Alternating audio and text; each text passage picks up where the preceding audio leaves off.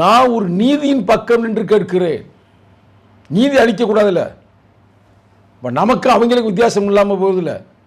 இப்போ மேதகு அவர்களை அழித்தொழித்தார்கள், அங்கே இருக்கிற மக்கள் அழித்தொழித்தாளர்கள், தனி நாட்டுக்காக போராடியவர்களை சோத்துக்காக போராட வைத்திருக்குல்ல. ஆனால் அது வேற பிரச்சனை. நிச்சயம் ஒரு இன்னொரு மேதகு புறப்பட்டு வருவார், நிச்சயமாக அந்த மக்களுக்காக ஒரு விடுதலை வாங்கி கொடுப்பார். என்னையுமே ஒரு விடுதலையோ ஒரு போராட்டத்தை அழித்தொழிக்க முடியாது. இப்போ கூட பல பேர் புறப்பட்டு வர்றாங்க, எங்கள் தலைவர் அதுக்காக போராடி கொண்டு இருக்கிறார், அது வேற ஸ்டோரி.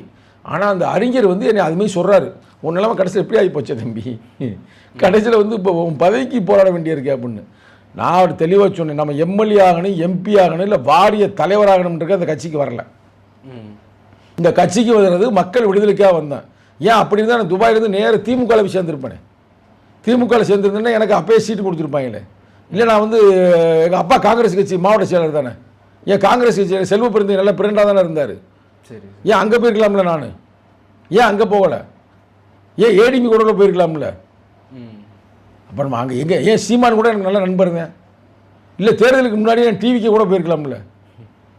அப்போ எந்த கட்சிக்குமே போகாமல் 1996 இன்று வரை நாம் விடுதலை சிறுத்தையாக இருக்கிறோம் என்றால் நான் வந்து பதவி பவுசுக்காக வரல.